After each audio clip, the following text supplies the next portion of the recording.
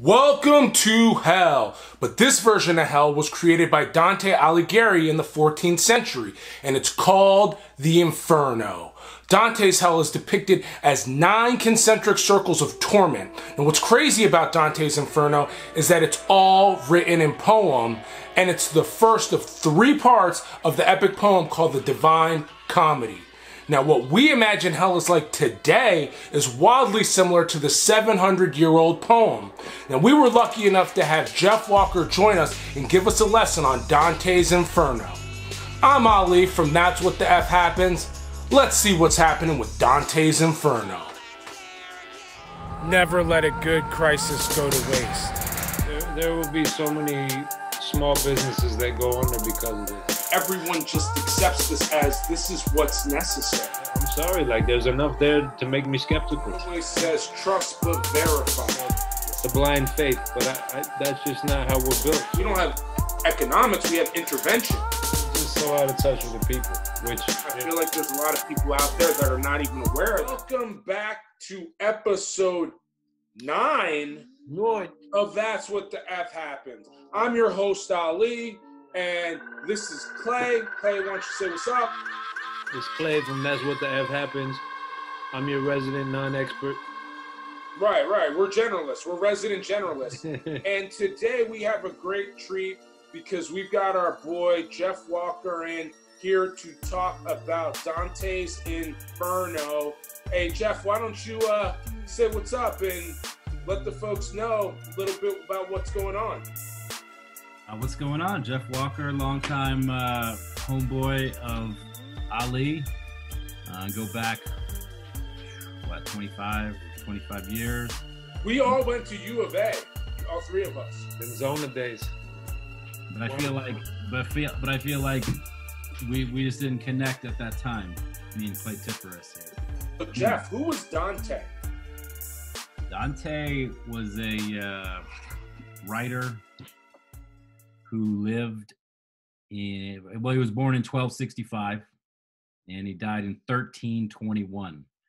And he's literally known as the poet, or the supreme poet. He was from Florence, Italy. And he was born into this like noble family, but there a bunch of politics got involved, and he was basically banned from Florence, his home city, by the Pope for political reasons.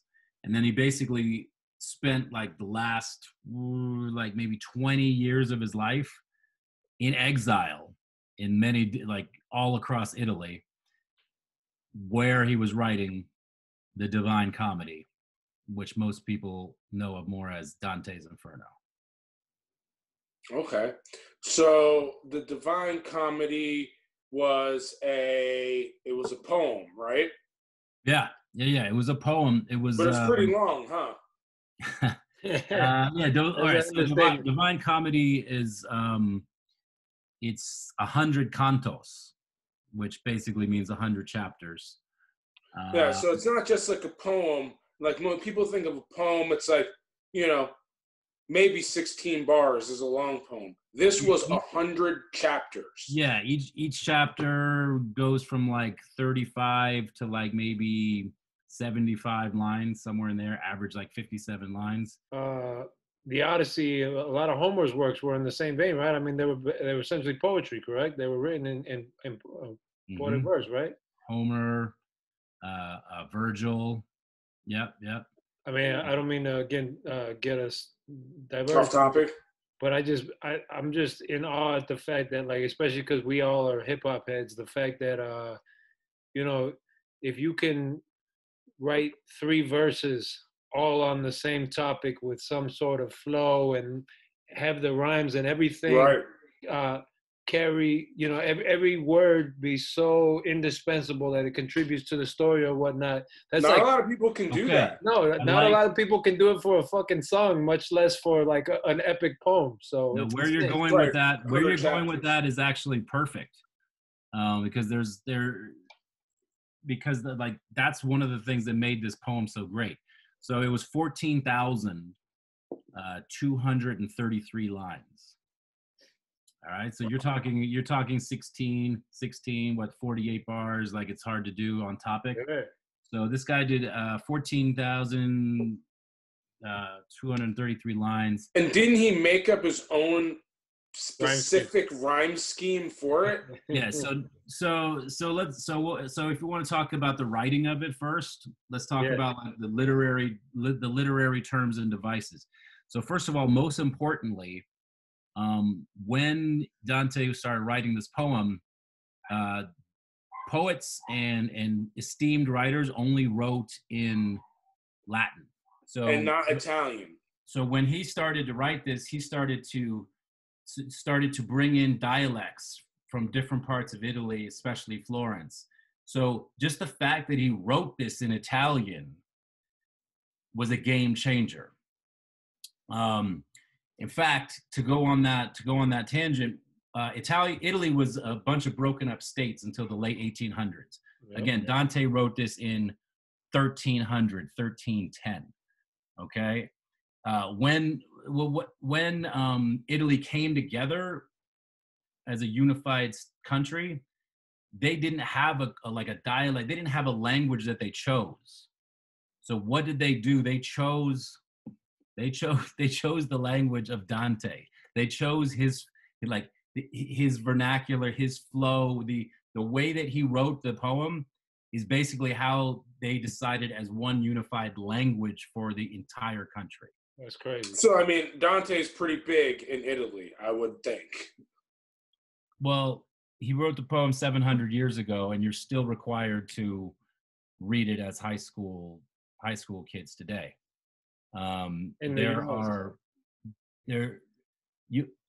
This poem is so deep. All right, first of all, I got behind me. Let's take a look behind me. I got a few of my copies of the book here.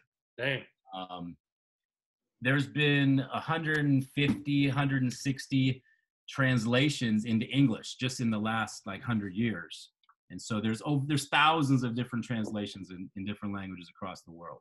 So he's a big deal, and especially in Italy. How it's like hip hop. It's written in just like street language as opposed to fine English. When these MCs started to come out, it was like, whoa, they're speaking the language that we know. And so I relate this to what Dante did. And when the Rakims and the Nazes started coming up, so it's early hip hop was more the disco, the party, the Busy Bee, 1, 2, 3, and the place to be, all that stuff. Then when Rakim started to come out and Nas with the poetry and they started to paint pictures, that's when that's what I'm relating to Dante, because even Rakim said, what did he say? I'll take you on a walk through hell, freeze your dome and watch your eyeballs swell. So that's very Dante right there. He's saying, walk through hell. He's painting a picture of hell, right? That was actually a nod to Dante. It sounds like, whether he intended it or not. Yeah, freeze your dome. And so we like that line. Imagine 14,000 lines like that, but with each line having double and triple layers. So that's so. Oh, and also when he was speaking to different. All right. So first of all, let's talk about the structure of this poem. Dante meets Virgil halfway through his life, age 35. He wakes up in this dark wood. He's scared to death. He meets Virgil. Virgil comes as his savior, because Virgil was what he wrote the great poem before Dante, the Aeneid. So that's who he looked up to and who he could trust through this journey. So Virgil basically brings him through the circles of hell. And so within the poem, within the Inferno. Right. So what's interesting is Dante's writing as both the poet and also the pilgrim, the one who's going on the journey. So you can relate to his fear, but you can also be amazed by his writing at the same time. Does he write it in first person? Yes. Okay. And so just to finish up the language, as he's going through the circles of hell, he sees different sinners, right? And so they might talk to him, they might speak to him, and so they use the different slang. They're using slang, Italian slang, and they're using street language in certain chapters, which, you know, is very, very hip hop. And, you know, the first time we heard them doing that, it took, you know, hip hop took over because they went away from the norm. Same with Dante. All of a sudden people are reading in Italian, and they're reading the language that, you know, the dialect and the street slang that we talk about. So that's just on the language. I just wanted to touch base on. And if I could just reinforce that, I mean, we understand the appeal there. That's what makes the appeal of hip hop so enduring, is the absolute rejection of the societal norms, and there's something that just is magnetizing to people to see someone bucking everything that is accepted as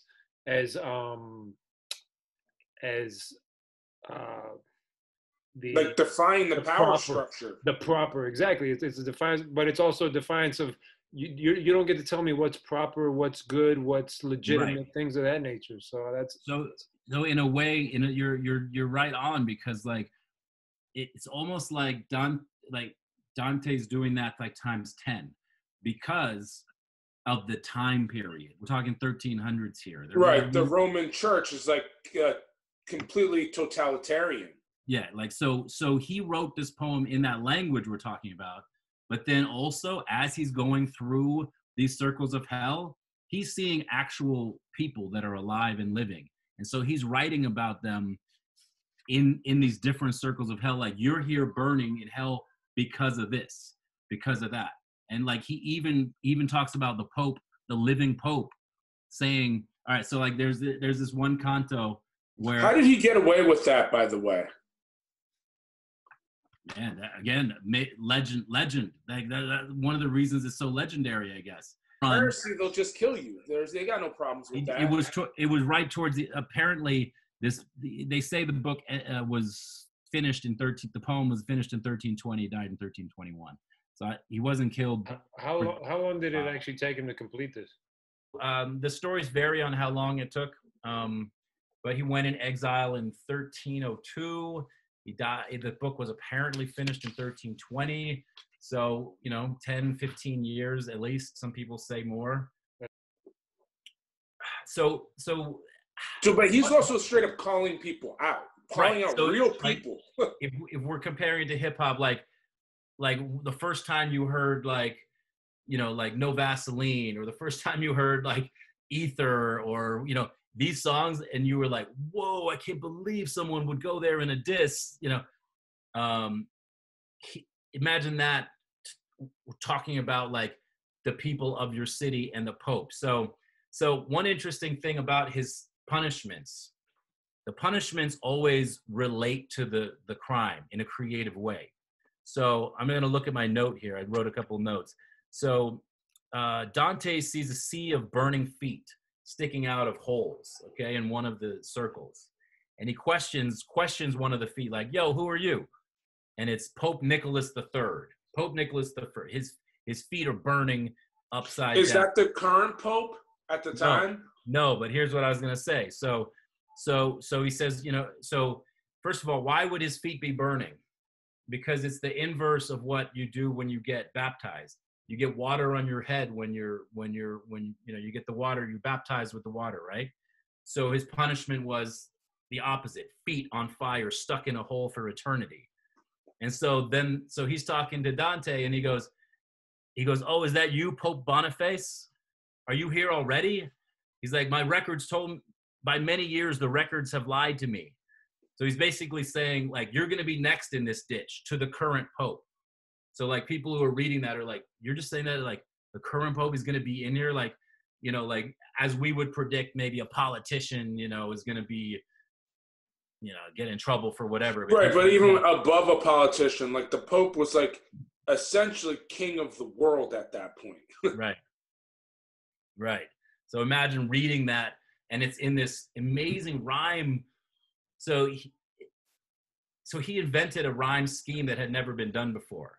It was called terza rima. It's three different rhymes interlocking. They're interlocking continuously throughout the canto. I wrote about it in my book. It's like What book? You wanna? Which book is it? So look at how they interlocked here. Ted Zarima here. Look at that A B, and then look at how that CD, CB, CDC, D, D. and it goes on and on all the way through. It never stops until the last two lines of the canto. So he's doing that rhyme scheme for 33 chapter, 100, 33 in the 33 in the Inferno, 33 in Purgatory, 33 in Paradise. 100 chapters. That perfect rhyme scheme. Also in iambic pentameter with exactly 11 syllables per line. There's not one line that has 9. There's not one line that has 12. Every line has 11 syllables. But we get to the interesting thing is we get to the iambic pentameter because one of the syllables you were saying is silent. Right. Isn't that right? Yes. So iambic pentameter is really, that's the next level. Iambic pentameter is considered 10 syllables, but in Italian, the last syllable is unaccented. So it really is 10 syllables, even though he wrote it as 11. If you want to get into that. If you want to get like deep into it, which I mean, that blew my mind. So are there pretty successful translations of that where the English does justice to the Italian? Good question. And the answer is not really. I talked to, okay, so first of all, let me just tell you that there's people who study this book for their entire life. I believe that. And teach it for their entire life. There are people who will do an entire chapter, do an entire semester on one chapter, and 5 weeks on 2 or 3 lines. You have you can't really read it alone. Like you need a teacher, really. That's the one drawback of it. You can't really get its greatness without someone who gets its greatness explaining it to you. Right. It was in the language of the people back then, but now this is not the language of the people. No, but I think it's more than that because I think part of it is like I've read certain portions of it, and it's like a lot of poetry. Like you really have to sit there and contemplate and try to drill down what exactly the message that writer was trying to convey, because it's not going to be in this clear cut. It's not so simple as I walk to the store. They write it in such a way that you're like, their equivalent for writing that very basic phrase, it's something much more elaborate, especially if you're adhering to like iambic pentameter, things like that. Well, and he's touching upon history, mythology, current politics. So much mythology in that thing. There's a lot of mythology. Like in the beginning of the chapter, you have notes. You've got okay, this is what's about to happen, like in this version. And then at the end of and then each chapter has notes at the end of it saying like, this is what this is referring to. Like there's like pages of notes. So you can't just like sit down and really just read it and be like, oh, I get it. So what I was saying was that there's people who are Dantistas. Well, could you talk a little bit about so how did you get into it or become better versed on it? I took a course from a Dantista at University of California, Irvine. Oh shit! Who's a well-known one who I caught the greatness of it. I took a course at U of A on it actually. And so what's your did you go to Irvine for grad school or something? Summer school. Summer school. Gotcha. Knock out some credits. I was like trying to knock out some credits, and then I'm like, oh, whoa. And then I was able to take a class at U of A also. So, but I noticed the difference. The UCI guy was like this Dantista, and then the U of A guy was pretty good. So it does help to have someone to break it down. So yeah, there's Dantistas who do it their whole life and whatever. And so I had talked to, actually, ironically, my uncle is a teacher at UCLA who knows a lot about Dante, and his brother does is a Stanford professor who like does hours and hours and hours and weeks on just Dante. So I tried to get a little extra info on it. Like what I would like to know is like, so he goes through these levels of hell,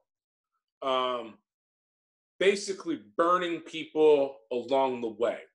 So you said that he was accompanied by Virgil, who is like one of the penultimate poets up until his time.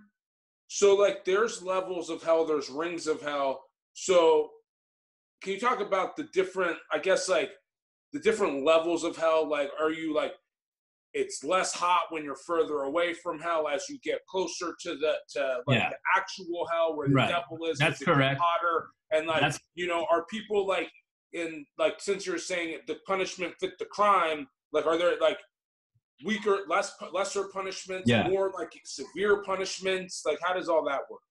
The lower you get, the worse the punishments are. So the beginning, it's like, oh, I feel bad because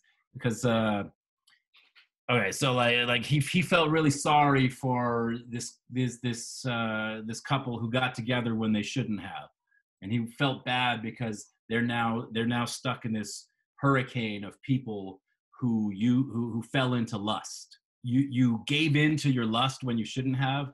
Their punishment is forever. They're in this infernal hurricane where they're stuck with the person that they shouldn't have given into in a bad way. So like that's in the beginning top. He feels sorry for them. But as it gets lower, like he gets more angry at the people.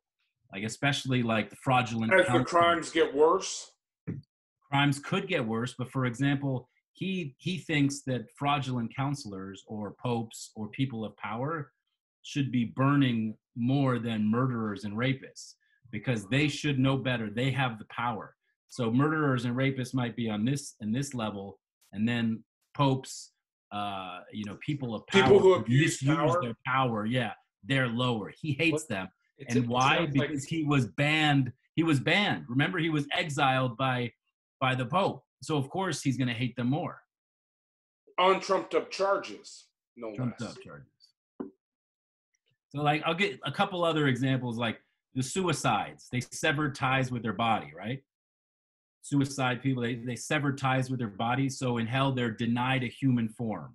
The sinners' bodies, they're turned into branches, and they bleed when they're broken. And then these birds and beasts are coming down and preying on their branches and then fucking them up like that.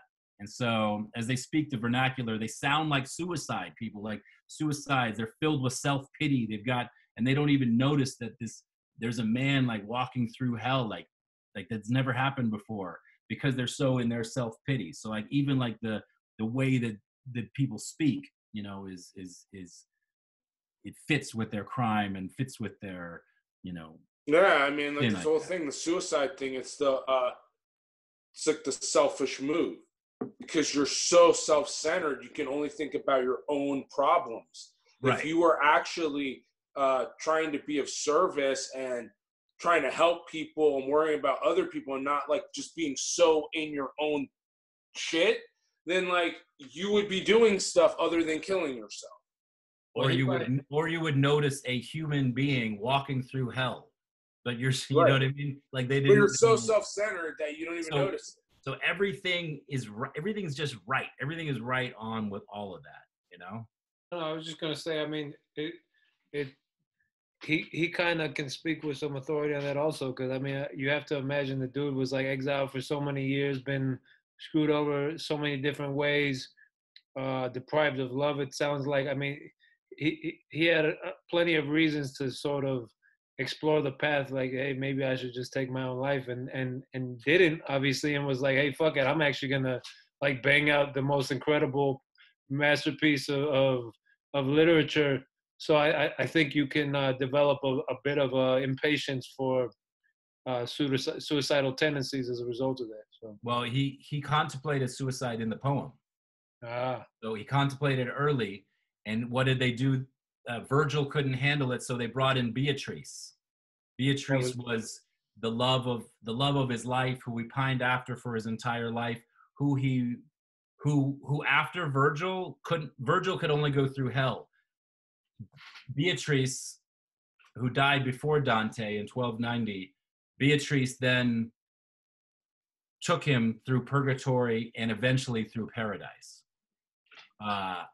And so when he was contemplating suicide, they had to call up to God. They were like, yo, this is out of my hands. Virgil's like, yo, this is out of my hands. Can you bring Beatrice down here?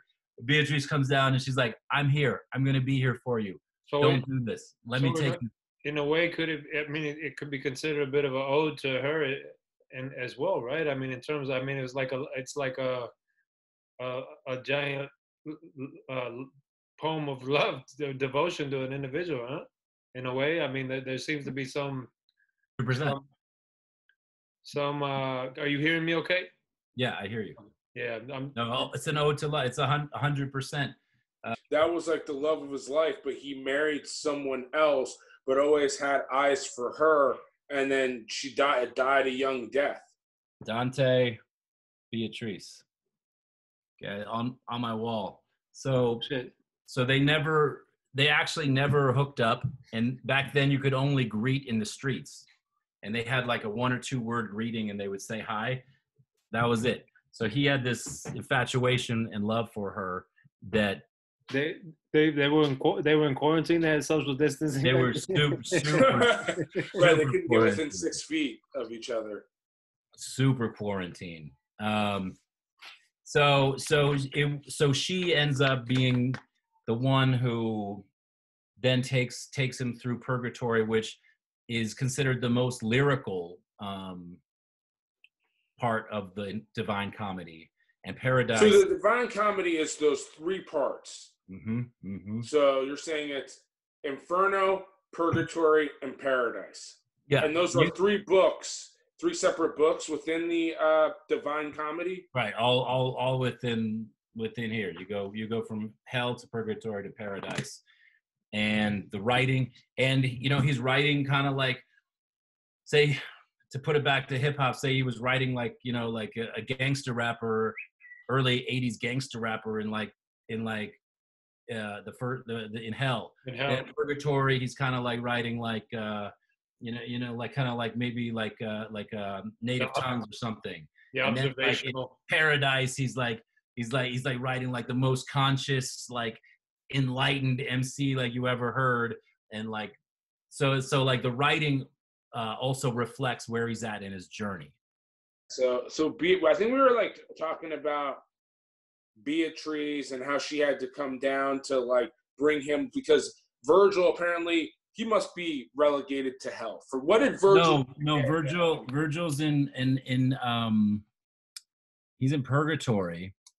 The first circle of purgatory, or actually there's like a waiting area even in purgatory, and the main reason it's like a waiting area to wait. That's crazy. I think it's something like that, and the main reason is because he was born before Christ. Yeah, he wasn't a Christian.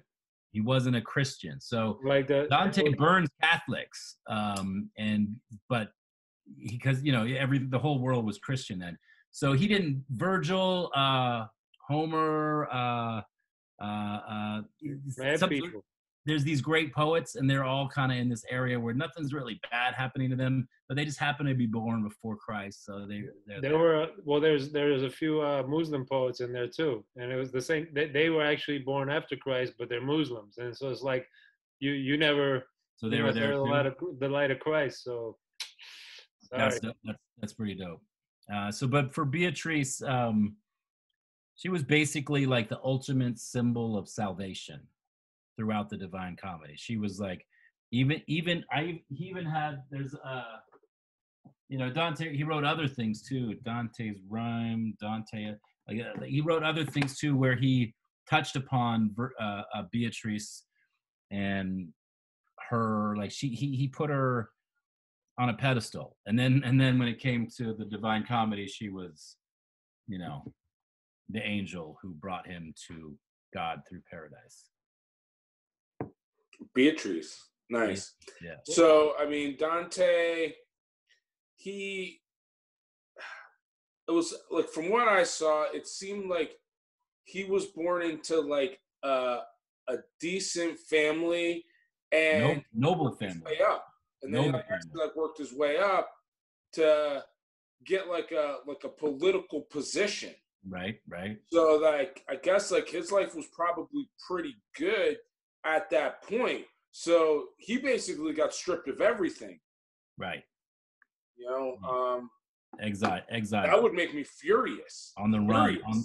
He's probably thinking about all the stuff he had. Yeah, but he also, from what I understand, he could have returned from exile. They made offers to him, and he rejected it because he didn't accept the terms. So, you know, I mean, look, it was 700 years ago. I'm sure stories have changed, but the penalty was, I heard the penalty was death, if he came back. So I mean, well, that's not good. That's not good. I mean, one of the readings, I think it was just like he had to denounce some of his beliefs, admit guilt, things of that nature, and he was like, "No, I'm not about that life." Which, I mean, you know, the man, he had enough patience to write a book over 15 years. I mean, like, he was kind of like, exile, I eat that, you know. He's like, I'm already exiled. Beatrice is already dead. Unless you could get Beatrice back, then like I'm good. Yo, this is I'm not sure if this is necessarily the direction you all want to go, but one of the things I'm curious is, have you ever, Jeff, have you ever seen any sort of modern renditions, anything that has done justice to Dante, his ideas, the Inferno, Purgatory, any, even just a small portion of his work? people often, you can either imitate the prose or the rhyme scheme. So if you try to do that terza rima in English, if you try to do that, if you try to do that terza rima in English, you're going to lose some of the symbolism. You're going to lose some of the incredible poetics and depth of the poem. Right. If you do straight depth and poem and through prose, you're not going to have that dope like rhyme scheme. Yeah. So like from my that's how I was going to say my guy, my kind of Dantista said there's about 5 good, really good translations in English, and he studied under a great Dantista as well. So there's probably like 5, but either it's kind of the prose or the rhyme scheme, but it's hard to get both. Interesting. So I mean, as far as like modern day things, even outside of literature, I mean, and part of the reason why I ask is because one of the first tastes I got of Dante's ideas, and I think either I learned it incorrectly or it was taught to me incorrectly, is in a philosophy class we were presented with the movie What Dreams May Come. You ever heard or seen it? Oh, there's Dante in there for sure. 100%. It's like they depict like this purgatory and things of that nature. Yep. But my understanding is like if I remember correctly from the movie, it was like purgatory in the movie was represented as the place of like the in between place between either hell or heaven, like the place where everybody goes where they're just their fate is uncertain, whereas they have no hope. They have no hope is an important thing. There's no hope. That's and in the more accurate name for that would have been limbo, right? According to like the Virgil and the poets we talked about were in limbo, the limbo circle of purgatory. I watched a video that was sort of trying to explain some Dante, and I was more fascinated by the art than anything else. I'm like, this art is fucking fire. Let me find out what all this is. There's been so many different. Like I mean, this is the most powerful, I think, artist. The one I just told you. I mean, it's vivid as fuck, man. Like it's so vivid. And remember that. I mean, how did the whole Dore thing become? I mean, he was just a fanatic of the book, and then And he's what? Was he French? Did he live around the same time as Dante, or he lived after Dante? No, right? he's like 500 years after. Most people are like way later. Oh, here it is. Oh yeah, he lived 1832 to 1883, 500 years after exactly. He was arguably the most renowned illustrator of the 19th century. Collection of engravings for the Divine Comedy was published in 1867. That's one crazy. of the most highly acclaimed endeavors and one that Dory considers his greatest work. So the reason I was looking through this picture, I was grabbing the book, was because you were talking about what dreams may come. Yeah. And there's that part where Robin Williams is walking on all the heads. Incoming! Hey, watch where you step at! Oh, Yeah, I mean, it's And like there's like he has like art of that where he's like walking over the heads. Like they took it straight out of Dante and straight from this picture. like the imagery is insane in that movie. If you've never seen it, Ali, it's what's it called again? What Dreams May Come with Robin Williams, and it's it's like if no one's mentioning it on any top 10 list or anything, but I always thought it was a dope movie, but No, I used to put it in like my favorites. It was one of my favorites for a while. Okay.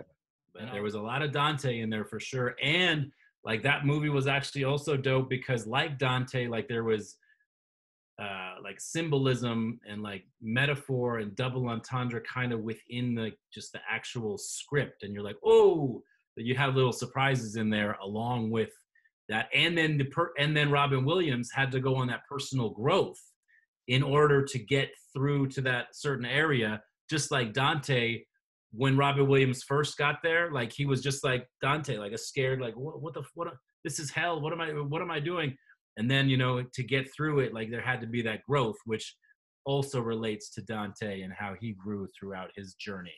By the way, this is just my theorizing, but like as much as, I mean, you can read a lot of what you're describing of Dante's work is, I mean, it feels like a very personal thing, like an ode, like a clapback of sorts to, the people that perpetrated a lot of injustices against him and whatnot. But I look at it and I'm like, this thing is like one of the most compelling cases for Catholicism. Like the dude was really like proselytizing via this book in terms of like, like limbo, for example. Well, if you're uncertain whether you believe in God, then guess what? Your ass is fucking stuck here in limbo and things of that nature.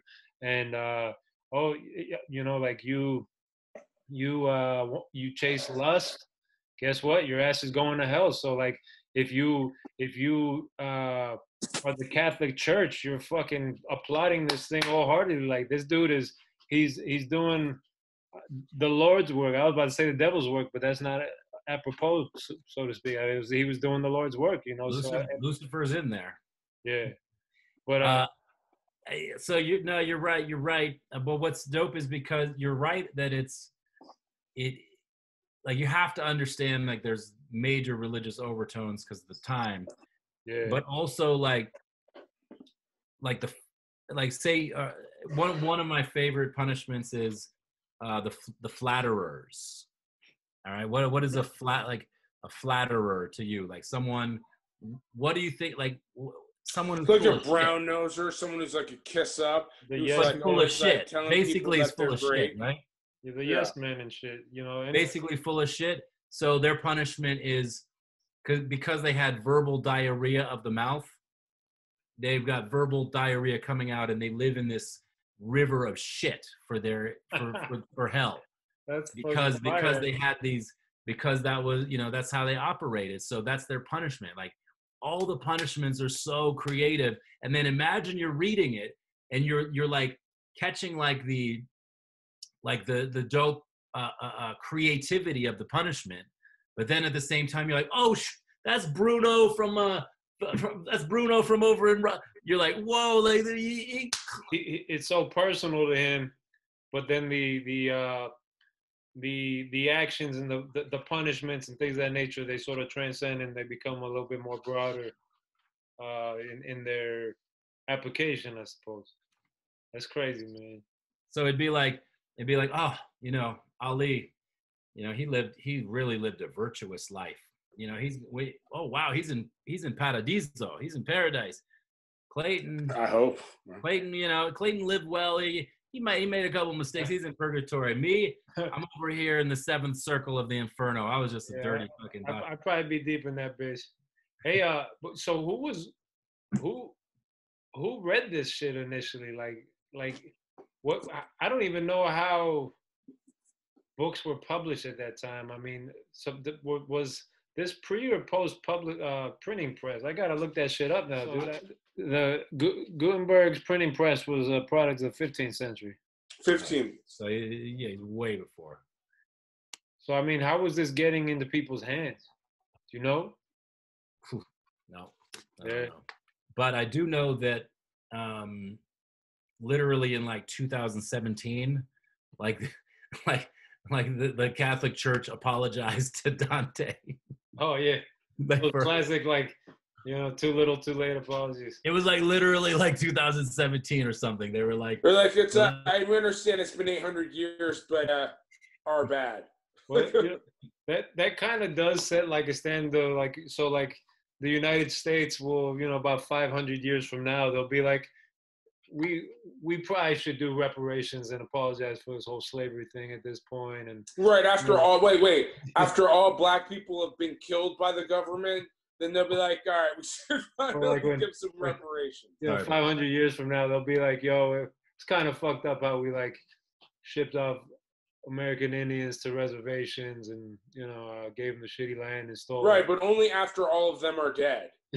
when there's no, it doesn't matter. It's just it's a gesture, but you don't have to do anything. Yeah. Well, it's like, oh Dante, you've been dead for like 800 years, 700 years. Oh, we're sorry for all of that. We feel terribly. Yeah. It's like his descendants don't even exist at this point. Like, yeah, I don't know. I don't know about that, the lineage. Yeah, but that's crazy. That is crazy. But it also goes to show that even the Catholic Church, who to some degree he was being critical of, still respects his work enough to actually say they're sorry because, like, I don't know, is the Catholic Church apologizing to all the families of, like, the kids who were molested? I don't know. You know what? Like, they're not out here just like on a apology campaign. They're gonna do that in 700 years, bro. You got to get with. Yeah, 700 years, right? But that's the thing. I don't know if at this point, whether I wouldn't consider accepting it. But I think we might have already talked about this. But what was the reaction from the Pope, the Catholic Church, when this was immediately published? Like they kind of, what's that? I don't know. Oh. Yeah, that's what my thing was like. How did he get away with it? I feel like they would just kill people over heresy that like literally did nothing, and like he actually did something. Like the guy Copernicus, they were gonna kill him because he didn't want to say the Earth was flat. Yeah. You know what I mean? They'll kill you over anything. Like, you know what I'm saying? Like, but this cat's like out here like criticizing like the Pope who's in charge. It's like, how do you survive that? Like burning, yeah. It says here, in 1921, to honor the 600th anniversary of Dante's death, Pope Benedict XV named something, calling him a celebrated genius of whom the Catholic faith can boast. Boast. They're gonna boast. But see, that's the thing is, like I said, I mean, like the thing They're is, like claiming him. Oh, this is what it was. In 2008, Florence officially apologized for expelling Dante 700 years earlier. Wow, Florence. Thanks, buddy. Thanks. A little bit late. He's up there in Paradiso, like Paradiso, yeah. He might not. Yeah, when I went to Italy, it was pretty dope because like I would go. We journey around northern Italy, and every like little Italian town has like some Dante story. Like, Dante used to like write here at this bar, there's like, Dante lived over there, or like there's a statue of Dante. Like everyone has like a little Dante claim. Wow. Hey, Clayton, this is like you. This is Kerouac the Wanderer before the Wanderer. He was just wandering from town to town writing rhymes. I feel like, 100%. Clayton, you got to drop an EP now. Kerouac the Wanderer has to come back now. Yo, but Hemingway's kind of got that cachet too. Like, you know, all these, like I was just reading about, he was mentioned in the book that I'm reading as well, because some town in Spain that was, you know, it was a site of a conflict between the Muslims and the Christians. Yeah. It's known more today as being like one of the spots where Hemingway, it was like the setting for The Sun Also Rises. So, well, Hemingway also, he was there. He went to mad bullfights over there in Spain. That's like, he's kind of known for going to all the bullfights. And he's actually getting a lot of press right now because he was part of the skeptic crowd when it came to the Spanish influenza. You see? Oh, that? was he? Yeah. It was just like, this guy had a podcast back then called "That's What Age Happens." Hemingway happens. No, he wrote, like, they got like a letter, and he was just like, "This is all a bunch of bullshit. I'm still out here drinking in the bar. Everybody's stockpiling shit, and you know they're cooped up in their houses." He's like, "Yeah, nah, fuck that. I ain't doing that." And you know. And he also had like hell of cats that all had like extra toes. You know about that? The Hemingway house in the Keys. Nah. The cats to this day have this like mutation where they have like this, like they have like 11 toes. But like there's a Hemingway house in the Keys in Florida, down in the Florida Keys, like Key West, and like there's like a bunch of cats there that all have this Hemingway cat mutation. That's the thing. Like Hemingway, like there's just motherfuckers that their life and their mystique transcends, and it sounds like Dante falls in that category. Well, probably even more so. I mean, like Hemingway is he's definitely considered one of the greatest American writers, but For sure. he's not like God status. Like it sounds like Dante approaches sort of. It's kind of, I think, I mean, yeah. I think, I mean, the way that this thing came about with the rhyme scheme, with the syllables, with the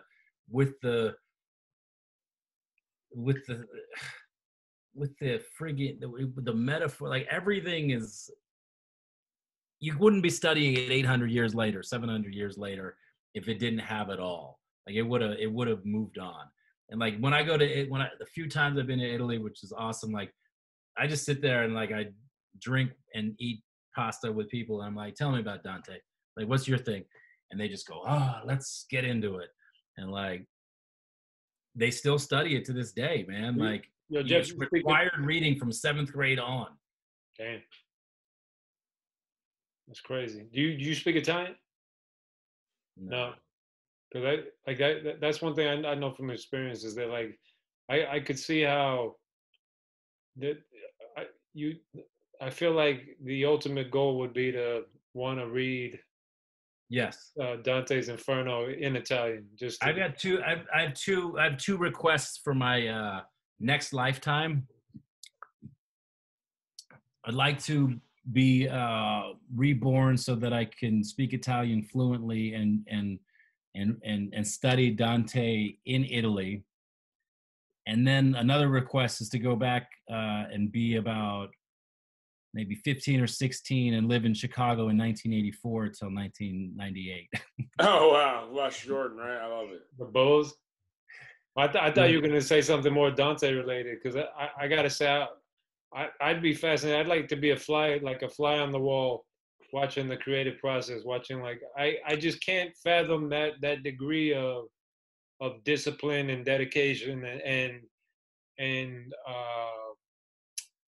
the, like, unfortunately, this is to my discredit, but I cannot, like, even when I used to write rhymes and shit, like, I did not have that sort of discipline, like, oh man, like this doesn't quite fit. This I should substitute this word. Let me go back. Yeah, I mean, it's just it's insane the meticulousness and the punctiliousness that went into his work, man. Like, I would love to watch that and just soak that in. because that's what sort of really stands out to me is just. So Jeff, how about this? Now that you've mentioned the Bulls, your other top, like not one of your top knowledge pieces, how does Dante compare to Jordan? Because you're great at doing the comparisons. Dante to Jordan. I'd say there's a lot of similarity. Seems like he's kind of like the Jordan of poetry, Jordan of There's writing. a lot of similarity, except like we appreciated Jordan way quicker. But they're both standing the test of time. They both did things that no one had ever done before and better than anyone had done before, and that's why everyone is compared to them. You know, like you know, certain players have certain attributes that Jordan might have had, but they never had the whole thing. And then, you know, like I said, Dante, you can maybe you could copy the rhyme scheme, but you're gonna lose this or that. Like it's hard to capture like to be that good on offense, be that good on defense, be that competitive, be that clutch, be that stylish, be that fucking monster that Jordan was. Like create Nike. Yeah, you can't, like, it's hard to capture all of that in one person. Just like with Dante, like you can't capture that, the poetics. You can't capture the disdain and anger he was writing with for being exiled and for missing his love, Beatrice. And then also to have, he had hella knowledge of different dialects of Italy.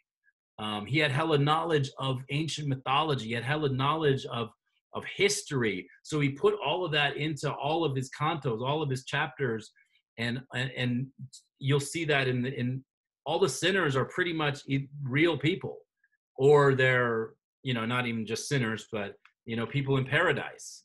You know, he's like, yo, oh man, you helped me through this time, blah, blah, blah. You're in paradise or whatever. Like, so like to put all of that together in one poem with the exact syllables, with the exact rhyme scheme, with the depth and double and triple entendres of each line, it's pretty hard to do.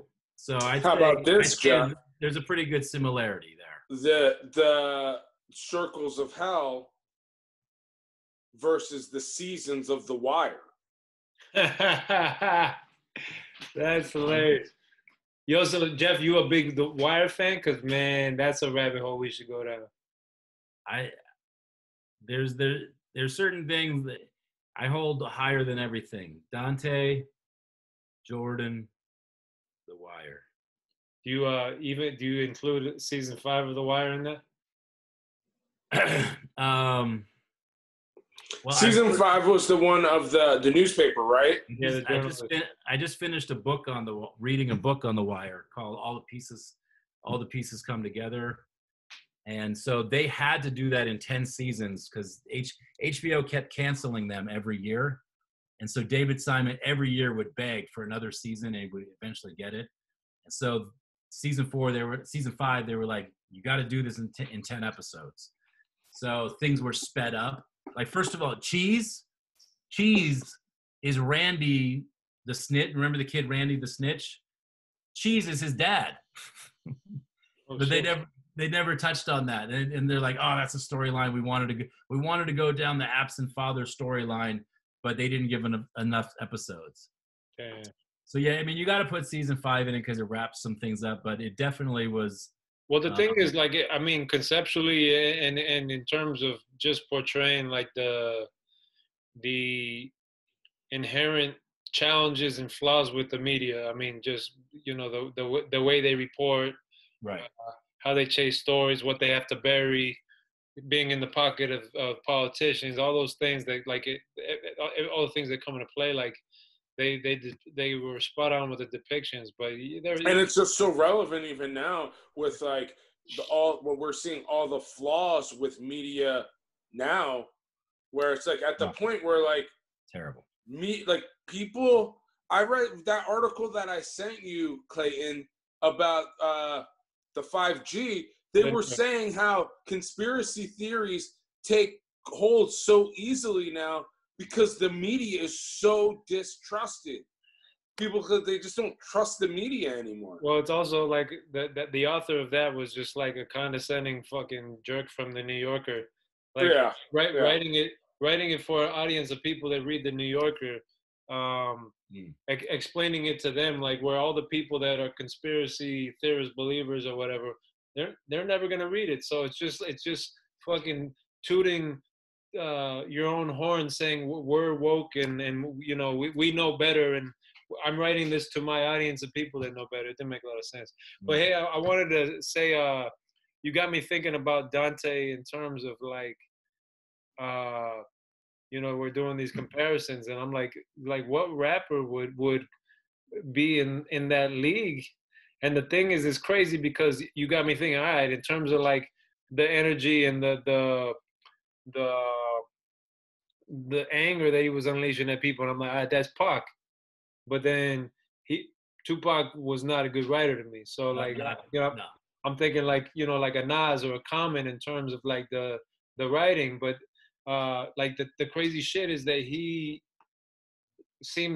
covers so many bases with what he did that like there's not a rapper that. No, you can't do it. You can't do it. And when Mickey Fax was at the house, I'm like, your like entendres and your wordplay is probably the best out there. I'm like, look up Dante. I told him, look up Dante. And then when I interviewed him last week, he's like, oh man, ever since then I've been thinking about Dante for the new Mouse project. But I don't think you can do it. Like, I think like you would have to like have an amalgamation of you'd have to have like Elzai's like rhyme patterns mixed with Mickey Fax like word double entendres, mixed with like Rakim's like delivery, mixed with Nas's poetics, like Biggie's storytelling, mixed with Pac's rage and like anger, ferocity. I'm thinking this is actually pretty fucking good when I come. I think this like. What about the storytelling? I chose Biggie's storytelling. Yeah, Biggie or Slick Rick. I mean, Slick Rick storytelling. I'm gonna go with Slick Rick because he just had more of that. So like Slick Rick storytelling mixed with Pac's anger, mixed with like Elzai's patterns, mixed with Fax's wordplay, mixed with like maybe Biggie's voice. I don't know. Like that's my Dante for you. but you know who's someone that I kind of blows my mind, and I it's a stretch, but like really, I feel is talented, and all these things we're describing is Mos Def, man. Like the motherfucker, like and I always like hit up Ali, like, and I'm like, dude, this dude was like 20 years old, and he dropped shit at 20 years of age. Like there were lines that like they applied our discussions on politics and things like that, and I'm just like, dude, like the motherfucker was like that shit resonates in a way that I'm like, did he know how fucking like I always like one of the ones that I think he did. I think he did know. Not free, we're only licensed. Like that one always. Because the captive told the masters to what we're writing. So like there's some and like the wordplay and you know he's a dude with a good energy. Like he really could come at a track and he could storytell. But I mean again, like the problem with Mos Def is like he's all over the place in what he does and things like that. But he didn't spend 15 years writing one thing. You know? Well, that's the thing. But you know, I the only. How about longevity of AZ? Because he spent 15 years writing. He could be in there for the patterns, for sure, for the patterns. But he doesn't evoke enough emotion. Yo, Jeff Walker, it's been a pleasure, my brother. That's what the F happens, getting down the rabbit hole. Rhymecologist. Hey, Jeff, thank you so much for being on That's What the F Happens podcast. Maybe can you tell the folks where they can find you, the website, the Instagram, like all your stuff? Everything Rhymecologist. Rhymecologist right there. Instagram, Rhymecologist, website, Rhymecologist. I do a lot of stuff with hip-hop and the art of rhyming and using hip-hop to heal. Rhymecologist. Hey, thank you for being on the show. This was episode 9 of That's What the F Happens. Ooh, that's a big number for Dante. 9? The Holy Trinity to the third. Like, that's 9 is like the biggest number in Dante. 3 threes, exactly. That's crazy. Numerology. Till the Hey, next. thanks for tuning in to That's What That Happens. We'll check you on the next episode.